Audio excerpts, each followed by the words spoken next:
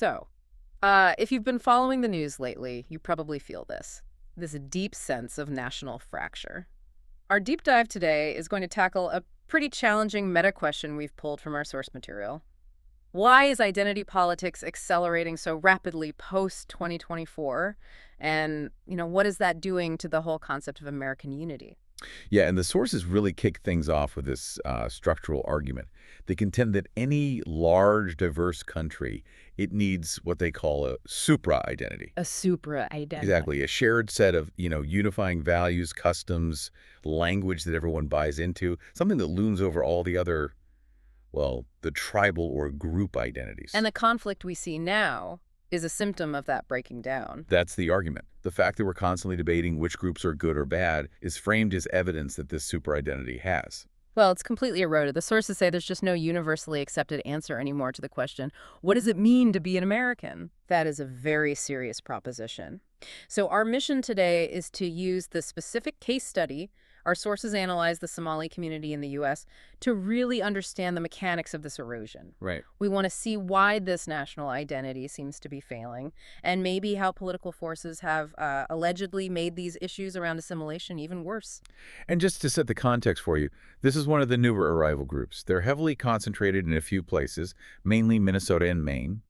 The sources put the population at around 260,000, but they're quick to note that the real number could be much higher. Okay, and what are the key characteristics? The material highlights a few things right away. They're often poor and, critically for this discussion, largely unassimilated.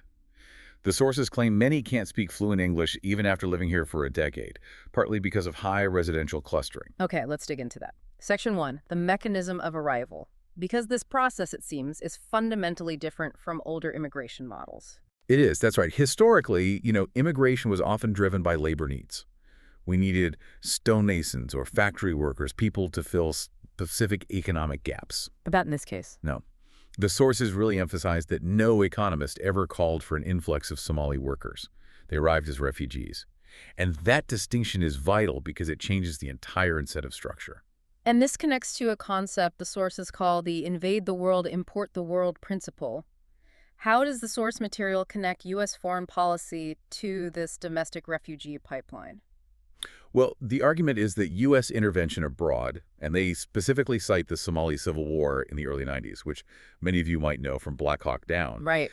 That intervention creates a kind of mandatory moral obligation for the U.S. government to then import refugees from that same country. It just destabilized.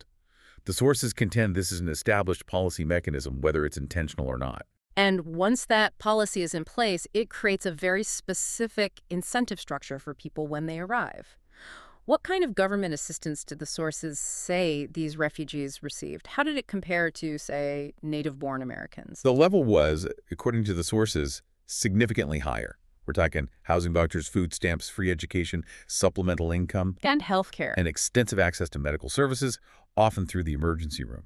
The sources make a point here that while this overwhelms some local U.S. healthcare systems, for the recipients, it was still seen as a massive upgrade from, a war-torn place like Mogadishu. So if we follow the source's logic, all of this leads directly to the core problem they identify, a failure to demand assimilation. What do they pin that failure on? The argument is, it's a powerful one. It centers on leadership confidence. The sources contend that assimilation failed because the U.S. leadership class basically lost belief in the country itself. They lost self-confidence. Exactly. The self-confidence that's required to demand loyalty, to demand people learn English, to demand they follow American customs and laws. The argument is they stopped believing the U.S. system was worth buying into, which made it impossible to convince newcomers to do the same. And if that core confidence is gone, that failure to enforce universal standards leads to what the sources call a crisis of tribal allegiance and leadership. Which brings us to the examples cited in Section 2. Yeah, the primary evidence they present comes from Congresswoman Ilhan Omar in Minnesota. The sources argue she was elected mainly because of a demographic shift, a critical mass of her fellow Somalis in her district, and that she openly demonstrates allegiance elsewhere. What's the key evidence the sources highlight for that claim, for that misplaced allegiance? The material points to two distinct public comments. In one, Omar allegedly referred to the president of Somalia as our president, our leader, our guy who runs our country. Our president. Yes. And in the second, she apparently referred to Somalia as our nation back home. The sources use these quotes, plus the standing allegations of visa fraud by marrying her brother, allegations the media has largely ignored, to argue her primary loyalty remains tribal, not national. And this attitude isn't isolated, according to the sources. It's not just at the national level. That's correct. A similar sentiment was noted in Maine. A state representative there, despite serving in the Maine legislature, reportedly asked Americans how they could send more money to our country, again referring explicitly to Somalia. So if we step back for a second, the source material uses these examples to make a much broader point, right? It's a warning that U.S. leaders are openly tolerating, even encouraging tribal allegiance over that universal principle of national loyalty. What's the end game of that path? The material warns that this path is inherently destabilizing, that over time it leads to violence, because it just completely undermines the fundamental trust you need to maintain a shared political space. If politics is purely tribal, it just becomes a zero-sum game for resources. And this idea of a contest for resources leads directly to the next major focus of the sources, the alleged multi-billion-dollar consequence of this breakdown: widespread fraud in public programs. Let's start with the systems in Maine. Okay, so sources detail a situation in Maine where the local political machine allegedly rewrote the state's Medicaid rules, it's called MaineCare, to be so broad that they systematically transfer wealth from working-class Mainers to migrant communities.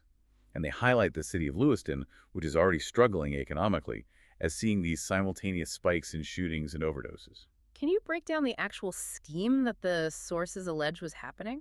The sources claim a common scheme involved a family or a clan creating an LLC. A company like Gateway Community Services is one they name. They'd staff it with relatives, enroll those same relatives in MaineCare, and then bill the company for providing services, often to their own family members. So it's a closed loop. It's a closed loop. And the sources argue that because the state rules were so broad, these activities often just skirted the legal line, making it very difficult to prosecute, even when there were credible whistleblowers alleging systemic fraud. And the sources connect this directly to political power. How is this system tied to electoral politics? The allegation is that politically connected firms, Gateway Community Services included, received these lucrative no-bid contracts from the state administration. And these contracts were allegedly for signing migrants up for state benefits. And this is crucial, registering them to vote. The firms were allowed to keep the new voter data, so the source frames this whole structure as basically a political arm of the dominant state party, using public money to build electoral power. Wow. And what about the most extreme allegation, the one about the former leadership of GCS? It is a pretty sensational allegation. The material claims that the former CEO of Gateway Community Services is reportedly using money raised in the U.S. to fund arms and militiamen in Jubaland, Somalia. To become a warlord. Essentially, yes. To run for warlord and depose the sitting president there. And the sources highlight that despite 2 failed audits and this credible whistleblower allegation, the state administration, including the governor and attorney general, allegedly never cut off the funding to the firm. Which allowed the whole system to continue. Okay, let's connect this to the larger context. The source material suggests the scale of this in Minnesota is even more staggering. Let's move to Section 4. Yeah, the estimates for health insurance and social program fraud in Minnesota alone are quoted in the billions, potentially exceeding $10 billion. The sheer scale is it's hard to grasp. Let's talk about the Feeding Our Future case. That one got some national attention. It did. That case, detailed on the sources, was the largest single COVID fraud in the country, about $250 million. It involved 78 defendants, primarily Somali, who allegedly set up fake meal sites and then billed the government for feeding hundreds of thousands of fake kids. Unbelievable. And that was just one example. Just one. Sources also reported on a $100 million daycare fraud. Reporters would go check these autism centers, daycare centers, medical clinics, and find them empty or closed during business hours. But they'd note the visible prosperity of the people running the schemes, often driving, luxury vehicles. And the sources use statistics to back up this claim of systemic resource capture. What do the welfare stats show in Minnesota? The data is pretty striking. The sources provide hard statistics. 90% of Somali homes with children in Minnesota are on welfare. 73% of Somali households have at least one member on Medicaid. And what's the comparison for the Native population? It's about 21% of Native households on Medicaid. So this level of dependence, the sources argue, it really highlights the central role these programs play in supporting the community, and it explains why the fraud was so extensive. What about official indifference? Were state leaders aware of any of this early on? The allegations cited in the source material suggest that the governor was approached early in his administration about serious red flags in these programs. His response was reportedly just silence. And the attorney general. The state attorney general was reportedly recorded assuring defendants before they were even charged that reimbursement issues tied to these fraudulent claims would be taken care of. This suggests, a high degree of political tolerance, maybe even complicity. That is heavy. Before we move on, something that stood out to me was the reported defense some defendants used in court. What did they allegedly say? It's a really crucial detail. The material recounts that some defendants stated the fraud was simply our culture or our American dream. Our American dream. Yes. And the sources use that language to illustrate this profound sense of entitlement to public resources. It shows the failure of assimilation runs deeper than just language. It includes, they argue, a lack of respect for the rule of law. This political enabling brings us to Section 5, which the sources frame as the cost of moral aggrandizement. What's the political motivation the sources attribute to this? The sources analyze the actions of Minneapolis Mayor Jacob Frey. He famously pledged loyalty to the Somali community, vowed to ignore federal immigration law, told his police not to cooperate with federal agents. Right. And this behavior is framed not as genuine concern for the city, but as prioritizing moral aggrandizement and securing political power through tribal loyalty. And they argue this was done regardless of the consequences for the city's actual well-being, which has visibly declined. The sources draw an incredibly sharp conclusion from this, describing it as an act in racial hostility against the native-born population. How do they justify such a severe framing? Their argument is that when leadership openly enables fraud and defies federal law purely for the political benefit of a newly arrived group, they are being fundamentally hostile to the universal principles and the economic interests of the long-standing community.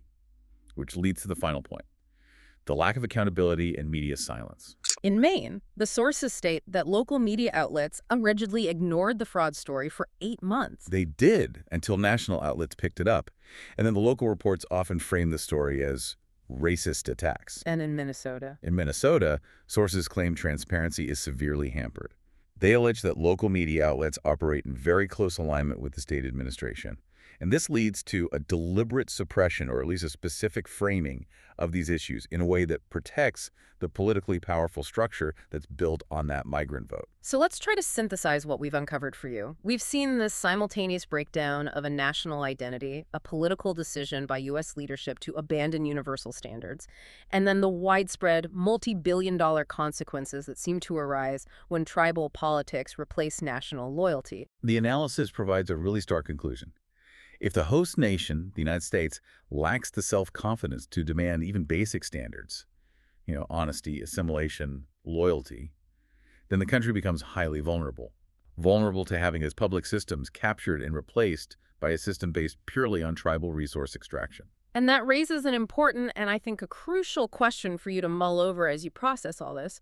What universal, decent, non-negotiable standards can the country demand? Standards that apply equally to every single citizen, regardless of their background or politics, to ensure the American experiment can survive without simply evaporating without comment. That really seems to be the core challenge we're facing today.